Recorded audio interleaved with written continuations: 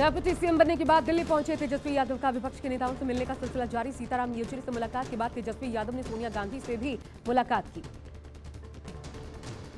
सोनिया गांधी से मिलने के बाद बिहार के डिप्टी सीएम तेजस्वी यादव का बीजेपी पर तीखा प्रहार। बोले बीजेपी ने बस जुमले दिए, बीजेपी का सही नाम बड़का झूठा पार्टी। तेजस्वी यादव ने कहा बीजेपी का काम लोगों को डराना और खरीदना है। बिहारी बिकाऊ नहीं बल्कि टिकाऊ है। तेजस्वी यादव ने कहा हम युवाओं की उम्मीदों पर खरा उतरेंगे। बिहार को विशेष राज्य का दर्जा अब तक नहीं मिला। डिप्टी सीएम तेजस्वी यादव ने कहा आज रोजगार पर चर्चा हो रही है, ये नीतीश कुमार की उपलब्धि है। तेजस्वी यादव ने कहा बीजेपी को जनता के दुख दर्द से कोई मतलब नहीं है। पीएम पद की दावेदारी को लेकर इधर नीतीश कुमार ने आज जवाब दिया। कहा 2024 आने दीजिए, तब देखा जाएगा। पर नीतीश कुमार ने कहा पीएम पद की उम्मीदवारी को लेकर बहुत सारे लोगों का फोन आ रहा है और सभी विपक्षी दलों को एक साथ काम करना चाहिए। अगर विपक्ष एकजुट हो तो अच्छा होगा। पहले हम बिहार का काम निपटाएंगे, बाद में देखा जाएगा क्या होता है।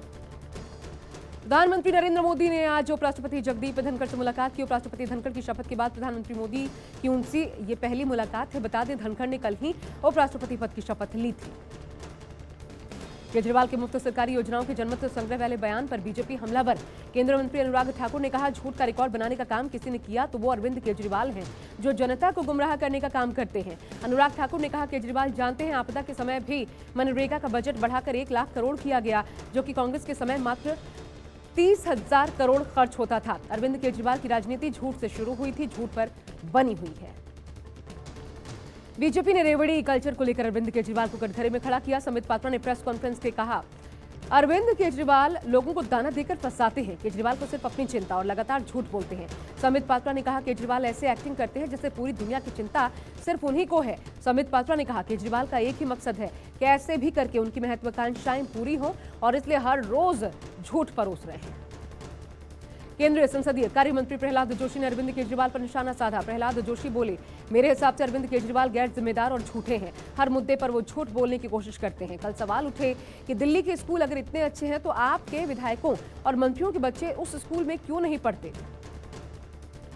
दिल्ली नगर निगम में भ्रष्टाचार को लेकर आज आपने विरोध प्रदर्शन किया। इस दौरान आम आदमी पार्टी उपराज्यपाल ऑफिस का घेराव करने पहुंची। नगर निगम चुनाव को लेकर हो रही देरी को लेकर भी आप कार्यकर्ताओं ने प्रदर्शन किया।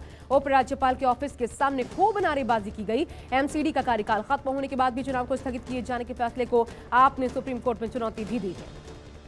महाराष्ट्र बीजेपी में बड़ा फेरबदल। चंद्रशेखर बावनकुले को बनाया गया महाराष्ट्र भाजपा प्रदेशाध्यक्ष, जबकि आशीष शेलार को मुंबई प्रदेशाध्यक्ष बनाया गया। चंद्रशेखर बावनकुले नागपुर से बीजेपी के नेता हैं। बावनकुले को नितिन गडकरी का करीबी माना जाता है। विधान परिषद में बीजेपी के विधायक हैं। 15 अगस्त से पहले दिल्ली में बड़ी साजिश नाकाम कर दी गई। दिल्ली पुलिस ने 2000 से ज्यादा जिंदा कारतूस बरामद किए। जिंदा कारतूसों को दिल्ली के पटपड़गंज से बरामद किया गया। हथियार सप्लाई करने वाले एक बड़े गैंग के 6 लोगों को भी गिरफ्तार किया गया। भारत पाकिस्तान अंतर्राष्ट्रीय सीमा पर हाई अलर्ट। घुसपैठ की आशंका को देखते हुए सेना ने बड़े पैमाने पर बॉर्डर पर सर्च ऑपरेशन चलाया। राजौरी जिले में अभी भी छिपे हैं 5 से 6 और आतंकी। सुरक्षा एजेंसियों ने जारी किया हाई अलर्ट। सूत्रों की माने तो करीब 10 दिन पहले 7 से 8 आतंकी सरहद पार करके भारतीय क्षेत्र में दाखिल हुए थे। सीमा पार करके आतंकी जम्मू कश्मीर के अलग अलग क्षेत्रों में फैले। आतंकियों की तलाश कालाकोट, थन्ना मंडी, बुद्धल के कुछ क्षेत्रों में जारी है। जम्मू कश्मीर में टारगेट किलिंग से दहशत। बीती रात आतंकियों ने बांदीपुरा में एक प्रवासी मजदूर की गोली मारकर हत्या कर दी। बिहार का रहने वाला था यह मजदूर की पहचान अमरीश के तौर पर की गई। भारत सरकार की वीर गाथा स्कीम के तहत तो सुपर 25 को आज रक्षा मंत्री राजनाथ सिंह ने सम्मानित किया। देश भर से 8.5 लाख छात्रों में से 25 छात्रों को वीर गाथा पुरस्कार मिला। इस दौरान रक्षा मंत्री राजनाथ सिंह ने कहा मुझे न केवल खुशी है बल्कि सुखद आश्चर्य हुआ। बच्चों की क्रिएटिविटी देखकर राजनाथ सिंह ने कहा बच्चों की पेंटिंग, कविताएं, निबंध और वीडियोज में गजब का भाव दिखा। गुजरात से दिल दहला देने वाली तस्वीरें सामने आई। पंचमहल के गोधरा बड़ोदरा हाईवे से ये तस्वीरें सामने आई, जहां पर एक परिवार रक्षाबंधन मनाने के लिए हाईवे पर खड़ा था। बस रुकवाने की कोशिश कर रहा था, तभी तेज रफ्तार बस हाईवे पर खड़े एक युवक को और युवती को टक्कर मार देती है। फिर अचानक से बस रुक जाती है। जिस युवक पर बस चढ़ जाती है उसके पैर जख्मी हो जाते हैं, वो बच जाता है। हादसा सीसीटीवी में कैद हो चुका है। एक बार फिर साबित हुआ जाको राखे साइयां मार सके ना कोई।